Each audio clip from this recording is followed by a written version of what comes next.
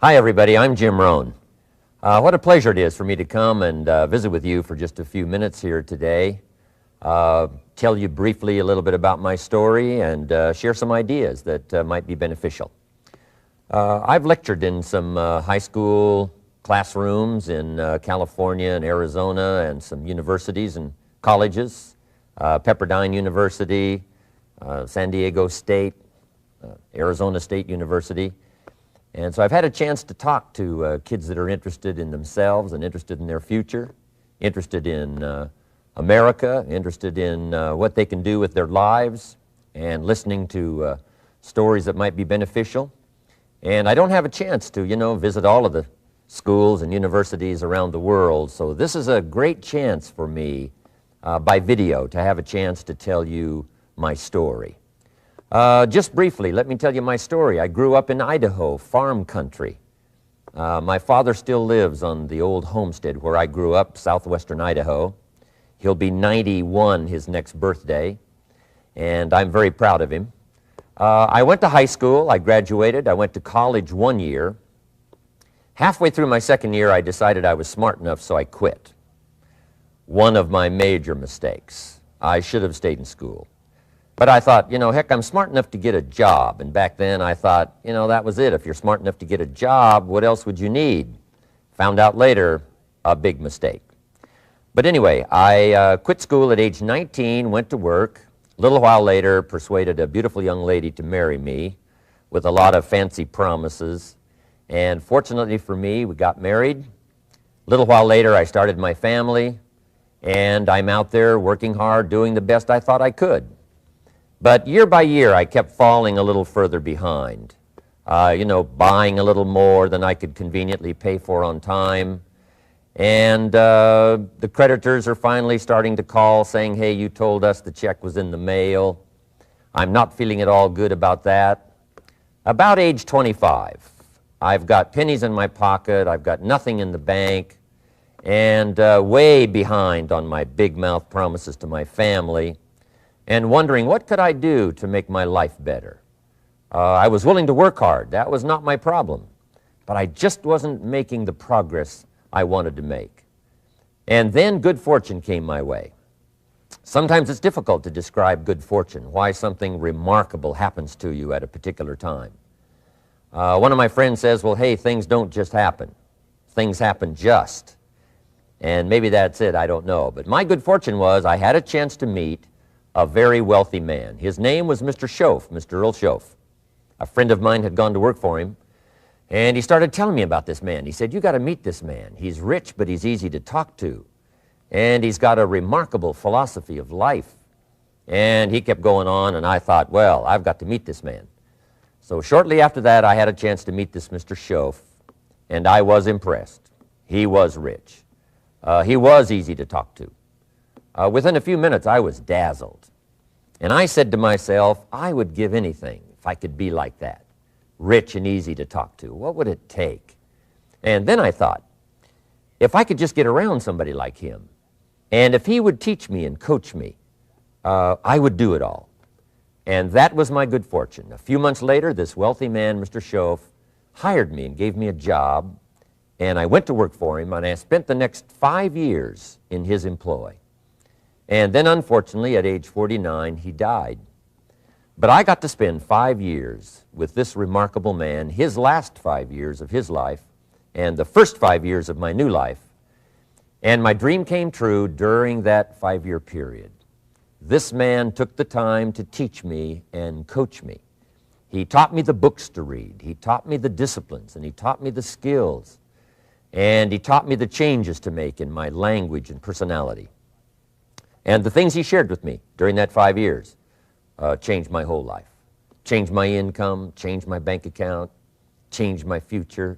I've never been the same. By the time I was 31 years old, I was a millionaire. So he taught me economics as well. So how lucky can you get to meet the right person at the right time who takes the time to share with you ideas that can change your life?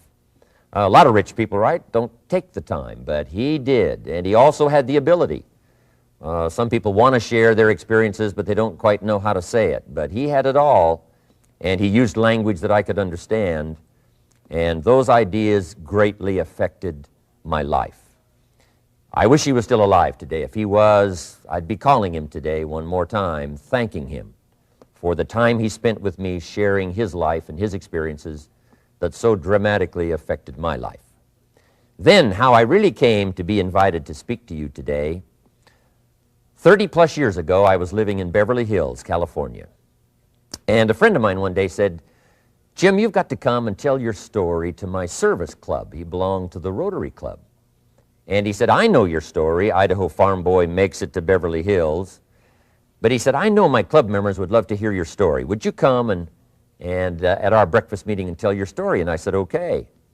So I arranged a little talk, went and shared my story that morning, and guess what? They liked it. And my phone rang, another club called and said, "Would you come and tell us that story?" My phone rings, another club calls, said, "We've heard about your story. We have a luncheon meeting. Would you come share your story?"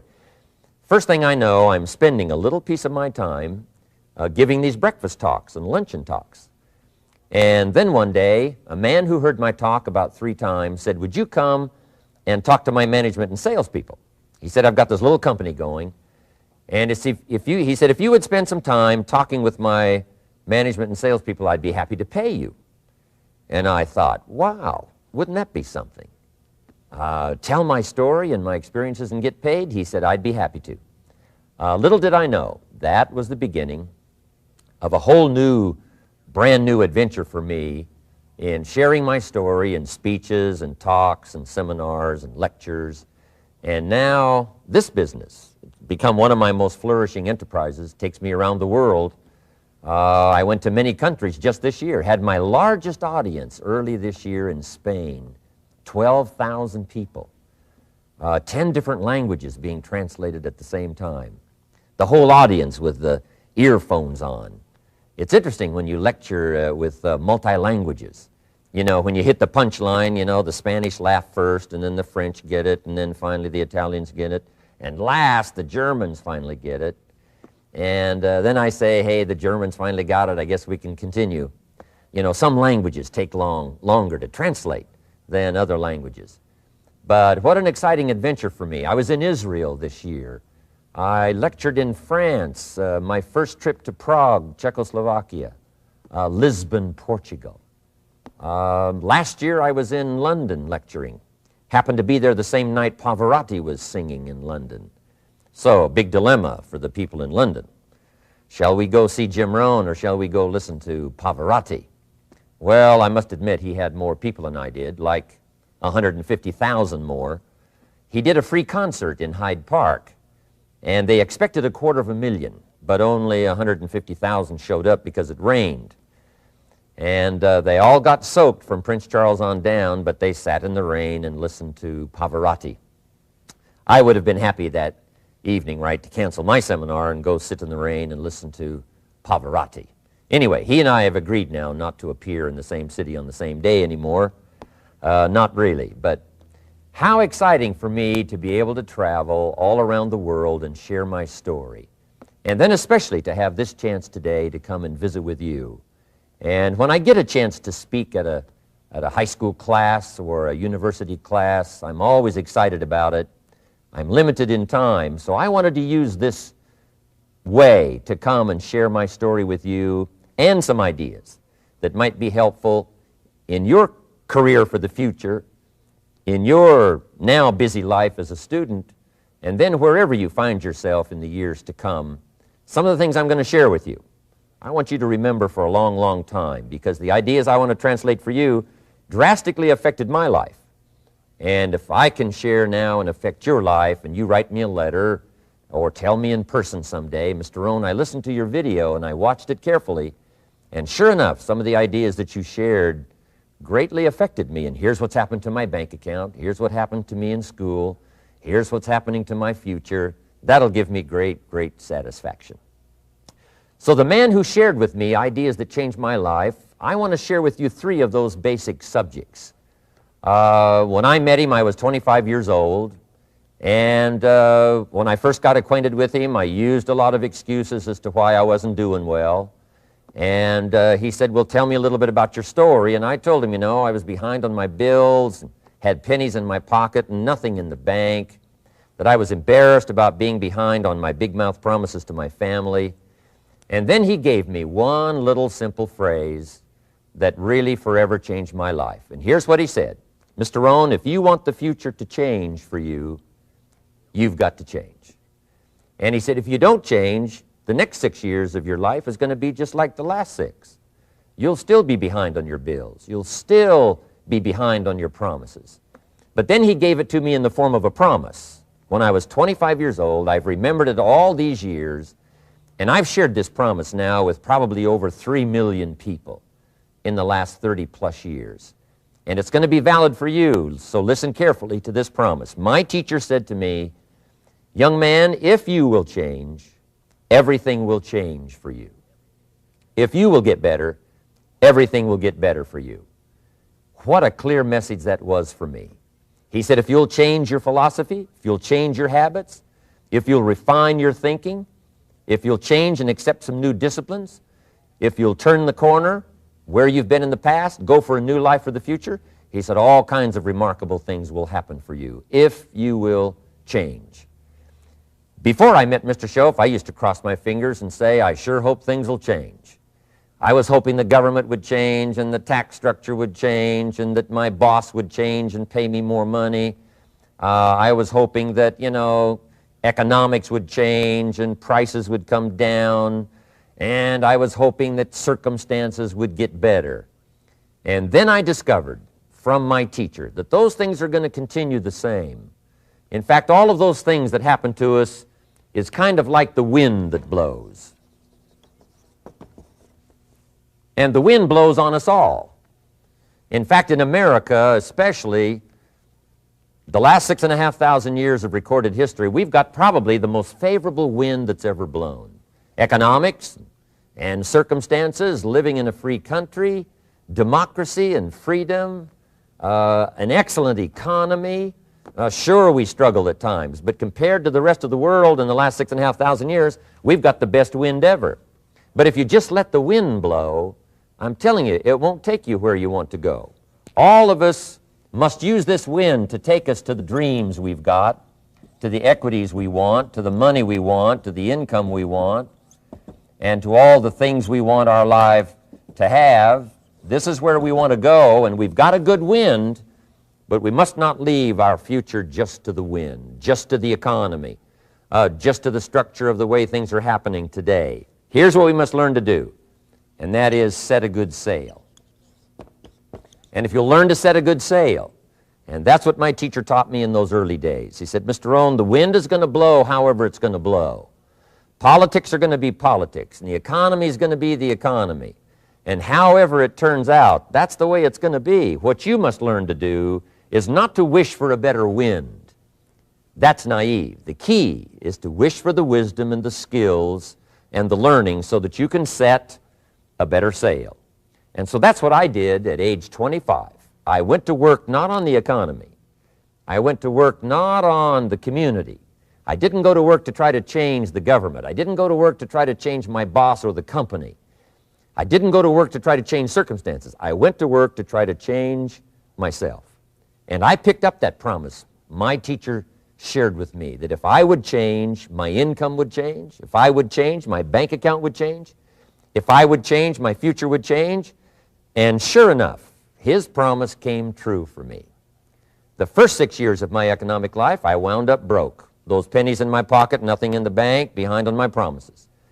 The second 6 years of my economic life, I wound up rich. But interestingly enough, the second 6 years of my economic life, the government was about the same and the economy was about the same. You know, the companies were about the same. What they paid was the same. Circumstances around me were the same. You know, my negative relatives were the same. But I was not the same. That's how my life changed. And that's how things started working for me, changing my life all those years ago. So that's what I wanted to share with you to begin with, this beginning of what Mr. Schoaf shared with me, that if I wanted my life to change, this was what I was going to have to do. And so he broke it down into 3 subjects that really made an impact on my life, and I want to share those with you. The first subject he called personal development. And the second subject he called setting goals. And the third was how to become financially independent. And I'd like to give you just a few clues from those three major subjects that so dramatically affected my life. And let's get started. The first one is personal development. Now, in illustrating personal development, Mr. Schoaf, my teacher, started with money. You know, money's not the only place to start in talking personal development, but it's where he started, so let me share the thoughts he shared with me back then. Let me share them with you. Here's the best lesson I can give you on economics. It's very simple. We get paid for bringing value to the marketplace.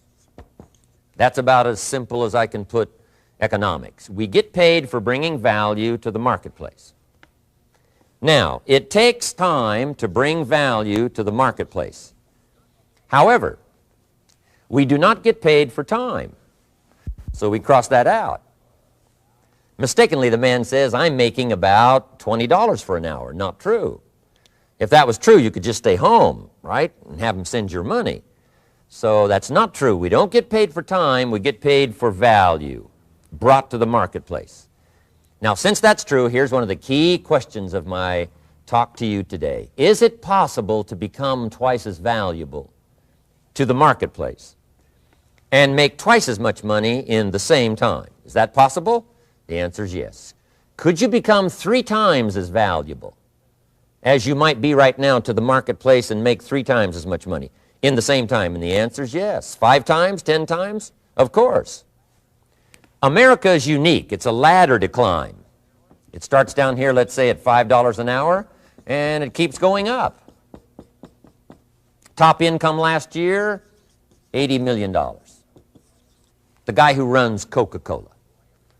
Now, that's a heck of a ladder. That's why everybody wants to come here, right? The boat people are not headed for Vietnam. People haven't plotted and schemed for 50 years saying if I could just get to Poland, everything would be okay. Not true. Everybody wants to come to America. And the reason is because we've got the best wind ever blowing in our favor. We've got the best economic opportunity anybody's had in 6,500 years. And all you have to do is understand it and take advantage of it. Now, there's some key questions to ask here. Why would the marketplace pay someone only $5 an hour? Very simple answer. They're not very valuable to the marketplace. Now, we must underline to the marketplace. This person might be a very valuable brother, yes. Member of the family, valuable, yes. Valuable member of the church, of course. Valuable citizen of the country, yes. Valuable in the sight of God, no doubt. We're all of equal value in the sight of God. But if you're not very valuable to the marketplace, you don't get much money. You say, well, it shouldn't be that way. Well, then you got to start your own country. You know, this one's been in process for 200 years, and this is the best we've been able to come up with so far. But here's the key. You don't have to stay here. Now, there was a big debate in Congress last year that this $5 was not enough, should be 6, should be 6, should be 6. But we don't need legislation. 6 is already on this ladder. The next step up. You know, if you work for McDonald's, they'll pay you $5 an hour to take out the trash. If you whistle while you take out the trash, they'll pay you $6 an hour. So we don't need that legislation. You just need to take lessons on how to whistle. Have a good attitude. Now, as you begin to climb this ladder, why would the marketplace pay some people $50 an hour? Answer, evidently, they must be more valuable to the marketplace. 10 times more valuable. And is that possible for someone to be 10 times more valuable and earn $50 an hour instead of 5? And the answer is yes. That's what America is all about. Now, why would the marketplace pay some people $500 an hour? Evidently, this person must be much more valuable to the marketplace. That's what's important to understand, to the marketplace. And would the marketplace pay one person $80 million for 1 year's work? And the answer is, of course. If you helped a company make $1 billion, would they pay you $80 million? I'm telling you, it is possible. And that's why America is so exciting. That's why this financial ladder is so exciting. It's possible for all of this to come true for all of you, no matter where you start. As a student in school, just getting started out there in the workplace, this is all possible for you. Now, Mr. Schoaf gave me the clue on how to climb this ladder as high as I wanted to climb. Now, we're talking primarily economics here. There's a lot of other ways to become valuable to your family, valuable to your friends, valuable to the community, valuable to the team, right? Valuable to the team effort, valuable to the concert. But here's what he said to me. In climbing this ladder economically, all you have to do is work harder on yourself than you do on your job. Once I heard that, it made sense to me.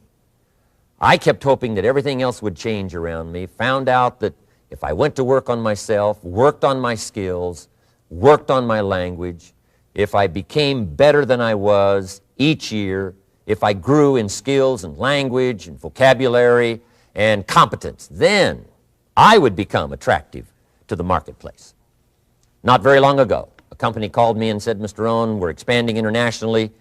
We'd like to have a bit of your expertise to help us. Would you give us a bit of your time? We'll add some millions to your fortune. And I said, okay. And I thought later, isn't that interesting they would call me? Then my second thought was, of course they'd call me.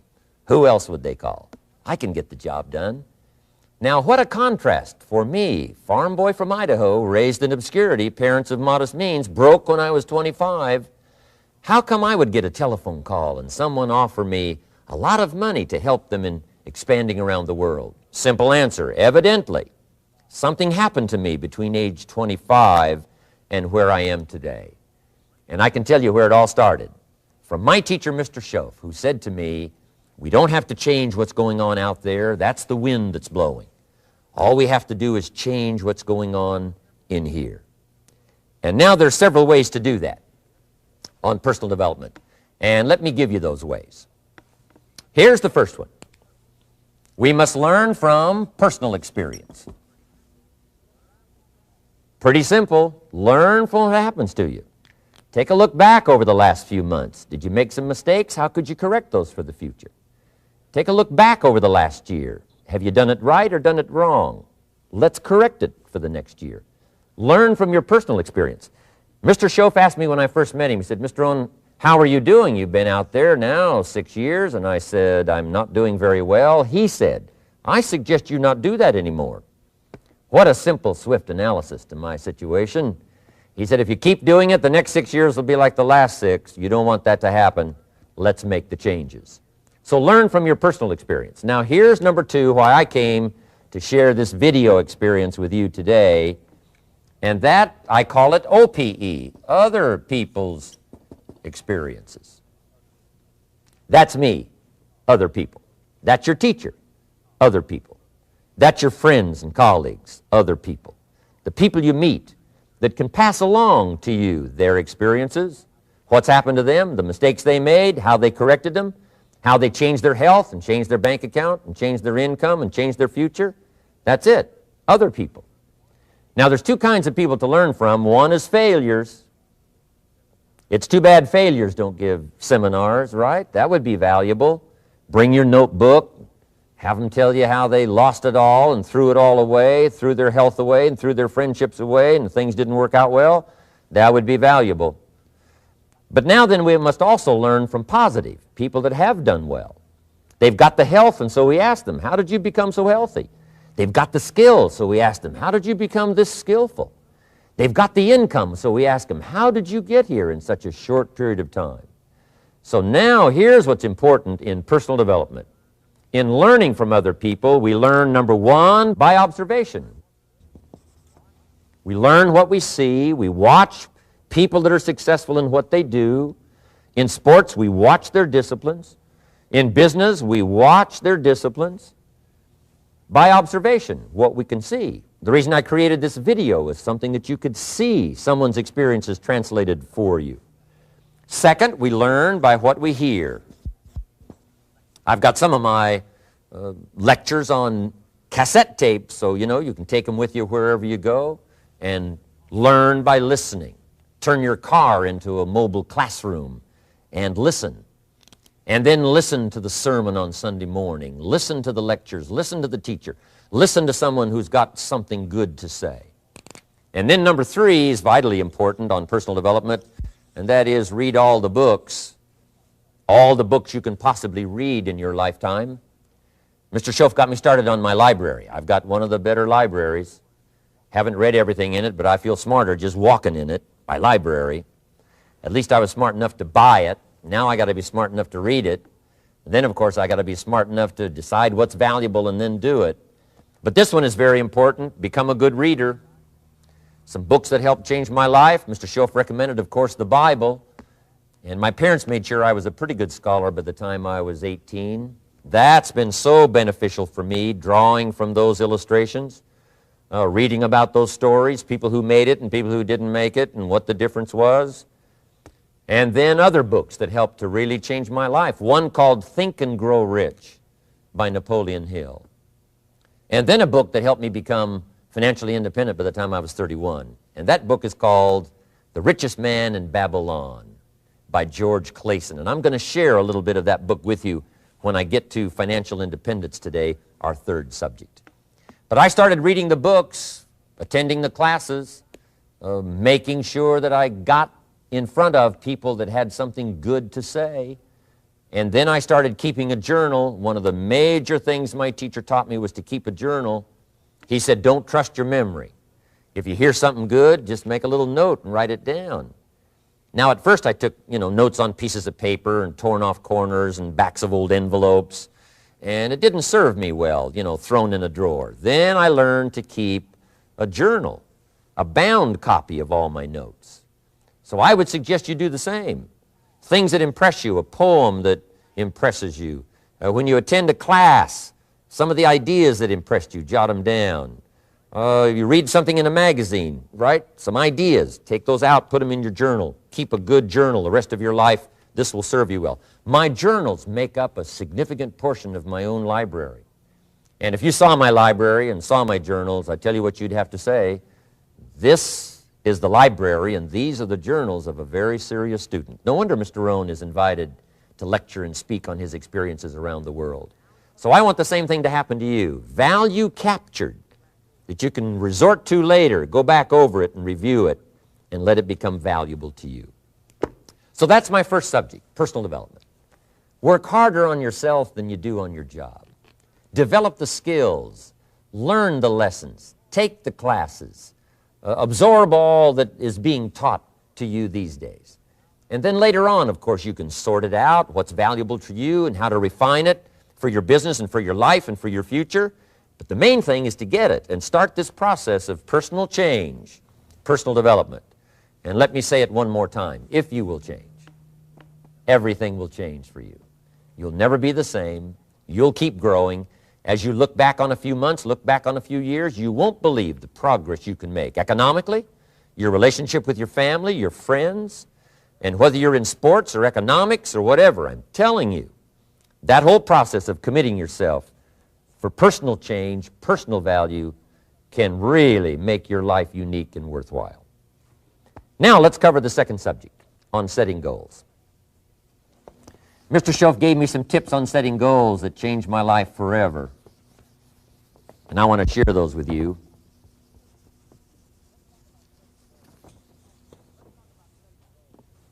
So let's talk about setting goals, and I also want to tie it to personal development, and you'll see how I'm going to do it as I progress here. Setting goals. We need to take a look into the future. There are 4 things to consider in terms of attitude. One is how you feel about the past. Best advice I can give you on that is treat the past as a school. Let it teach you the mistakes you've made, the things that went wrong, the things that didn't work. Don't use the past as a burden to carry, and don't use the past as a club to beat yourself to death. Past losses, past failures, past mistakes. But let the past be a school. Tough school maybe. We've all been through some tough stuff. So if you feel good about the past, draw from it for experience and let it teach you. Then next is how you feel about the future. We've got to have the future well designed. The future is called the promise. And here's what we teach in our leadership series. The promise of the future can be an awesome force for your own future. The promise of the future, designing the future. There's two ways to face the future. One is with apprehension, and the other is with anticipation. I promise you, in my travels around the world, most people face the future with apprehension. And here's why. They don't have it well designed. They've sort of left that up to someone else to fix. But here's the best way to face the future, with anticipation. And you can face the future with anticipation if the future is clear, if the future is well designed. And I would like to have you consider some thoughts with me that help me to really change my future by giving it some thought and some consideration. And here it is. In setting goals, it's very simple. Number one, decide what you want. You just take a little time. You sit down and say, what do I want? What kind of skills do I want? What kind of income do I want for the future? What would I like? Where would I like to go? Places I'd like to visit. Habits I'd like to acquire. Skills I'd like to have. You just take a little time to think about what you want. Economics, friendships, people you'd like to meet, places you'd like to go. You just take some time. And then I suggest, when you've thought about what you want for the future, make a list. Just jot it all down. It's really a very simple process. And then here's number three. Keep all the old lists. I'm telling you, this served me so well, keeping my old list of goals. I look back now 10, 20 years ago at goals I set, lists I made, and I smile now because here's what I thought was so important, 20 years ago. Now some of those things aren't even on my list. I've got a new list. I've grown. I've changed. I've matured. But I give you that advice. Decide what you want. Number two, write it down. Number three, keep the old lists. And then here's number four. When you get something that's on one of these lists, check it off. Part of the fun of having a list is checking it off. And then if you can add some drama to checking it off, see, that's what really helps. I set a goal to go to Spain many, many years ago. And when I finally made my first trip to Spain, I had that journal with me that had that list in it. And while I had my journal on my lap, waiting for the wheels to touch down in Madrid, I waited until the wheels touched the runway, and I checked it off. Just adding a little drama. So, part of the fun of having a list is checking it off. Now, here's what's important about the lists and designing your future. If the future gets clear, the price gets easier. Because you got to remember, for every promise, there's a price to pay. Everybody's got to pay the price. Everybody's got to do the deal. Everybody's got to do the disciplines. Everybody has to pay. But here's what I've discovered. If the promise is clear and powerful, the price is easy to pay. The price is some classes. The price is a few books. The price is a few disciplines. The price is finding something that'll make your life better, make you grow, make you change, make you develop. So the first part of the key is to design the promise. Then, what is the price to pay? I'm telling you, the price will be easy. Anybody in my audience can pay it, no matter where you are, where you come from.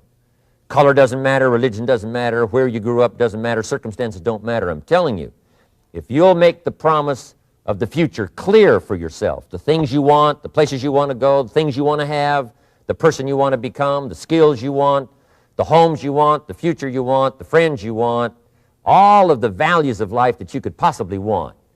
If you'll make that clear, make those lists, and be serious about it, I promise you it's an easy price to pay. Anybody can pay it. And the best advice I can give you is, if I can do it, you can do it. Farm boy from Idaho, raised in obscurity, I changed my life, turned it upside down, turned it all around, found economics, found future, found promise, and if I can do it, you can do it. So, start setting your goals. and see if you can't get a better excitement going for the things you want to accomplish for the future. Now here's my third subject, and that's called financial independence. Oh, by the way, before I get to financial independence, let me cover one more point. One of the major reasons for setting goals is for what they make of you in achieving them. My teacher advised me when I first got started at age 25, he said, "Jim, why don't you set a goal to become a millionaire?" He said, "It's got a nice ring to it. You know, enough zeros to impress your accountant." And he said, "I'm here to help you. You're only 25 years old. You've been to 1 year of college. You've got a beautiful family, every reason to do it. Why don't you set a goal to become a millionaire?" And he said, "Here's why." And I thought, he doesn't need to teach me why. Wouldn't it be nice to have $1 million? He said, "No, then you'll miss it." He said, "Here's why. For what it will make of you to achieve it." I'm telling you, that statement changed my life. Set the kind of goals that will make something of you to achieve them. He said, "Now, once you become a millionaire, what's important is not the money." I thought, that's kind of strange teaching. He said, "Honest, it isn't important." He said, "You could just give the money away." Now, I did better than that. I lost it all. By the time I was 31, I was a millionaire. By the time I was 33, I was broke. And I'll tell you a little bit about that story later. But when I lost all my money, guess what? I found out Mr. Schoaf was right. What was valuable was not the money. What was valuable was what I became to earn the money. The skills I had, the knowledge I had about the marketplace, the values that I had going for me. They were more valuable than the money. And here's an important statement to remember. It's not what you get that makes you valuable. It's what you become. So part of the key here is to set the kind of goals that will make something of you. Don't set them too low so that you don't have to grow and you don't have to read and you don't have to try and you don't have to stretch. Don't set them too low. And then don't sell out. Don't go for something that's going to cost you your virtue or cost you your values or sell out your principles. There's a good middle road here to follow. Goals that will inspire, goals that will help you grow, change, develop, and become better than you are. Okay, now let's talk about financial independence. How to become rich by 40, 35 if you're extra bright, much sooner if you find an opportunity like I did. Let me show you how I did it. Financial independence. First of all, I like the phrase financial independence. Some people are a little bit concerned about using the word becoming rich or becoming wealthy, and I can understand that. I struggled a little bit with this. Is it okay to go for becoming rich, go for becoming wealthy? And maybe that's a bit too strong a word or strong a term. So here's what I've come up with that I think is comfortable for me, and that is how to become financially independent. I think it's every person's heritage here, especially in America, to become financially independent. Now, let me give you my definition of financial independence. Financial independence is the ability to live from the income of your own personal resources. Financial independence. Now, it depends on how you want to live.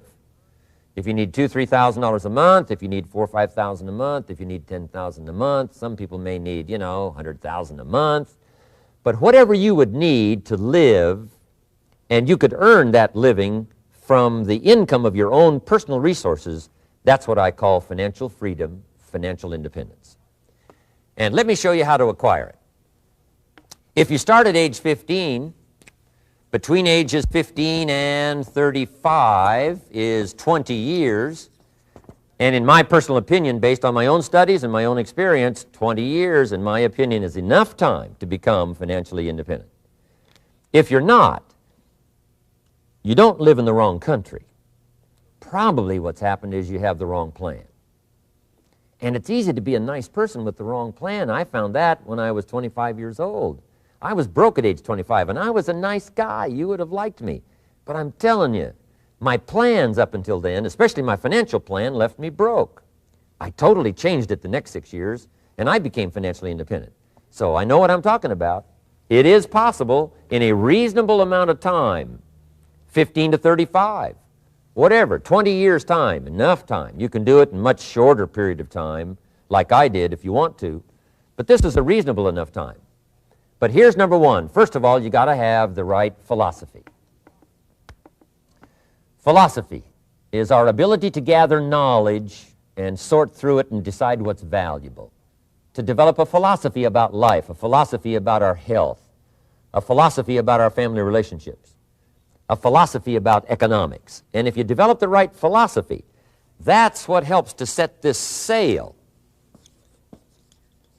so that in 6 years it takes you where you want to go instead of winding up like I did that first 6 years of my economics, broke, no money, empty bank account.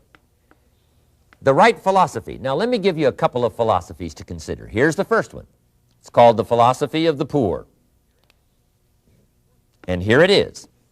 Poor people usually spend their money and invest what's left. That's the philosophy of the poor. Now here's the philosophy of the rich.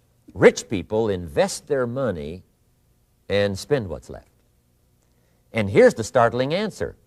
It really doesn't matter what the amount is. What's most important is not the amount. What's really important is the philosophy.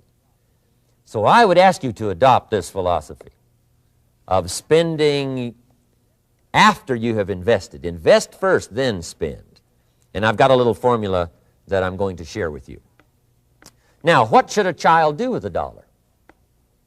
I mean, there's a lot of debate going on, I'm sure, across the country on what a child should do with a dollar. Here's one opinion. It's only a child and it's only a dollar. What difference does it make? Well, in my opinion, it makes all the difference in the world. A person's economic future starts with a child with a dollar.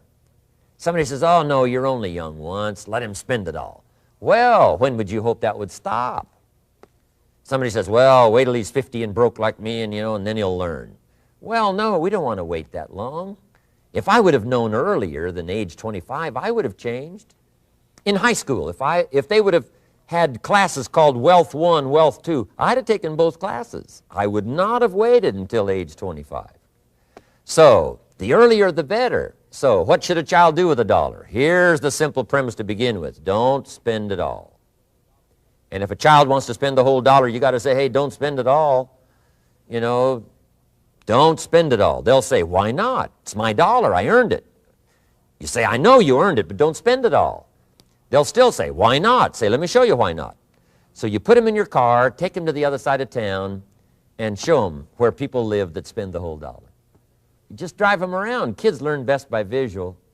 Just drive around and say, would you like to live here? Kid says, no. Would you like to live like these people live? Kid says, no, no. Then you can't spend the whole dollar. So, kids will get the message. So, take them to the other side of town, show them around, unless you already live there, and then just show them around. Anyway, don't spend the whole dollar. Now, let me give you my best view of what to do with the dollar. And I promise you, if you started at age 15, now if you're over 15, right, you've still got plenty of time. You still got 20 years. If you're 30, you've still got 20 years. I mean, you still got plenty of time to start what I'm about to share with you. What to do with a dollar. Here's my first bit of advice. Never spend more than 70 cents. Never spend more than 70 cents. Now, you got to pick some number, and the number you pick is going to be determined by your philosophy. It's going to be determined by what you've been taught or your experience teaching yourself. When I first met my teacher, Mr. Schoaf, I was at about 110% of each dollar. I'm down at budget finance, hawking my furniture and my car one more time. And then I learned a whole better formula for financial independence. Number one, don't spend more than 70 cents. Now, kids say to me, well, okay, what do I do with the other 30 cents? And here's what I teach them. 10 cents for charity. Charity or church, or helping people that can't help themselves. 10 cents to support worthy projects. Projects that you feel good about. 10 cents out of every dollar. It's called being generous with part of what you've taken out of society. Now, in my opinion, nothing teaches us character better than generosity. No class, no teacher, no book teaches character better than generosity. And the best time to start is when the amounts are small. And I know if kids learn these lessons well, they'll give a dime out of a dollar, help people that can't help themselves, support worthy projects. Or if you belong to a church, they teach tithe, piece of. That's very important. Now, because when the amounts get larger, sometimes it's a little more difficult. You know, giving 100,000 out of a million, someone says, oh, if I had a million, I'd give 100,000. I'm not sure. That's a lot of money. So the time to start is when the amounts are small, 10 cents out of the dollar. Okay, next 10 cents I call active capital. Active capital means do something to make a profit. Active capital. Set aside a portion of your income. Wages are okay, but I'm telling you, wages will make you a living. Profits will make you a fortune. So set aside part of your income as capital, called active capital. Any kind of project you can possibly think of, you can possibly come up with. I'm going to write a new book, I think, for kids. I think the title is going to be, Of Course Kids Should Pay Taxes. It's kind of an interesting title. In California, kids do pay taxes. When a child walks into 7-Eleven, buys something that costs $1, the proprietor says, give me 7 more pennies. And the child says, hey, what's these 7 pennies for? And the proprietor says, that's the taxes. Kid says, well, hey, I'm only 8 years old. Proprietor says, congratulations, you're my youngest taxpayer. Give me the money. So in California, where I live, kids do pay taxes. Big question is, should they? And my book will answer that question. Of course, kids should pay taxes. Nothing is for free. If you want to ride your bicycle on the sidewalk instead of in the mud, you got to pay the 7 pennies. Nothing is free, so we all have to pay. So, 10 cents out of your living, out of the money you earn, set aside for capital. Capital to try your best to show a profit. And in my book, it's going to be all kinds of ways kids can make money, right? 2 bicycles, one to ride and one to rent. I mean, you know, it doesn't take long to figure out some enterprise that'll start making a profit. Then you must jot this down if you're taking notes. Profits are better than wages.